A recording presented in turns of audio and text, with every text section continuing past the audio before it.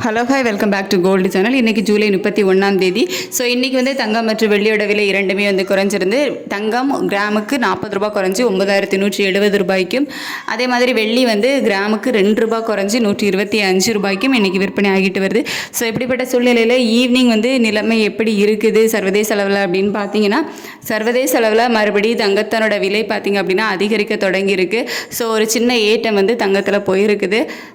ஒரு 20 ரூபாயிலிருந்து 40 ரூபா வரைக்கும் ஏறுவதற்கான வாய்ப்புகள் வந்துட்டு இருக்குது. ஆனால் ஈவினிங் வந்து அந்த ரேட் வந்து சேஞ்ச் பண்ண மாட்டாங்க. இது வந்து நாளைக்கு தான் வந்து சேஞ்ச் ஆகும். ஸோ இப்போது இல்லவரப்படி சர்வதேச அளவில் தங்கத்தோட விலையில் வந்து ஒரு சின்ன ஏற்றம் இருக்குது.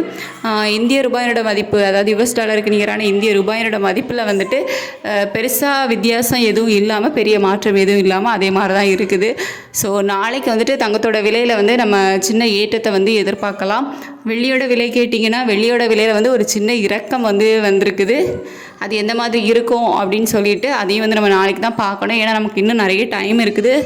அந்த இடைப்பட்ட நேரத்தில் அப் அண்ட் டவுன் எது வேணாலும் மாறலாம். நம்ம இந்திய ரூபாயோட மதிப்பு வந்து ஸ்ட்ரென்த்தாக ஆகலாம், சம்டைம்ஸ் வீழ்ச்சி ஆகலாம். ஸோ அதெல்லாம் பொறுத்து தான் நாளைக்கு வந்து ரேட் வந்து இன்க்ரீஸ் ஆகிறது டிக்ரீஸ் ஆகிறது இருக்கும். பட் சர்வதேச அளவில் தங்கத்தோட விலையில் ஒரு சின்ன ஏற்றம் இருக்கிறதுனால நாளைக்கு தங்கத்தோட விலையில் ஒரு சின்ன ஏற்றம் இருக்க தான் செய்யும்.